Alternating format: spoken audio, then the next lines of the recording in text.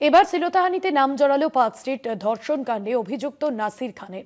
রেস্তোরাঁয় এক মহিলাকে শ্লীলতাহানির অভিযোগ নাসির খান ও জুনেইদ খানের বিরুদ্ধে। পুলিশ সূত্রে খবর, ব্যবসার চুক্তির জন্য এসেছিল এক দম্পতি। মহিলার দাবি, এই নাসির খানই পার্ক স্ট্রিট ধর্ষণ কাণ্ডে অভিযুক্ত। তদন্তে বিধাননগর দক্ষিণ থানার পুলিশ। রেস্তোরাঁয় এক মহিলাকে শ্লীলতাহানির অভিযোগ নাসির এবং জুনেইদ খানের বিরুদ্ধে এবং এই নাসির খান যিনি পার্ক স্ট্রিট ধর্ষণ কাণ্ডের সঙ্গে জড়িত।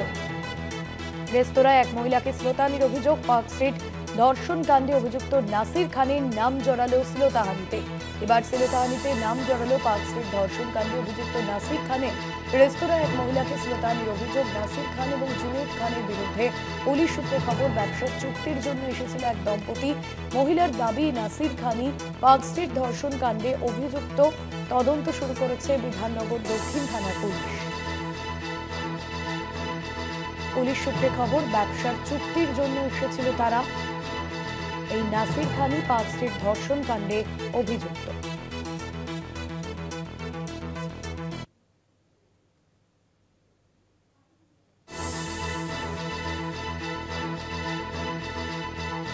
রেস্তোরাঁয় এক মহিলাকে শ্লীলতাহানির অভিযোগ নাসির ও জুনেইদ খানের বিরুদ্ধে।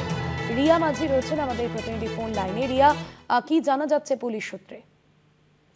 দেখো, তোমায় জানিয়ে রাখবো যে শ্লীলতাহানির একটি অভিযোগ দায়ের হয়েছে বিধাননগর সাউথ পিএসএ। সেখানে একটি অভিযোগ দায়ের এবং তা নিয়ে কিন্তু তদন্ত শুরু করেছে ইতিমধ্যেই পুলিশ।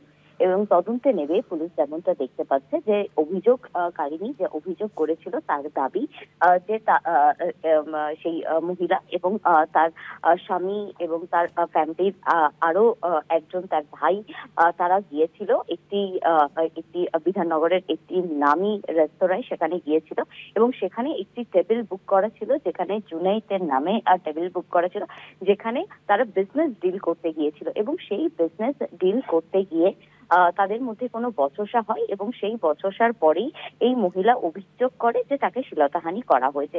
এবং যে অভিযোগ, সেই অভিযোগের নাসির খানের বিরুদ্ধে এবং জুনাইদ খান যার নামে সেই টেবিল বুক করা ছিল, তাদের দুজনের বিরুদ্ধে এই অভিযোগ যে তাকে শ্লীলতাহানি করা হয়েছে।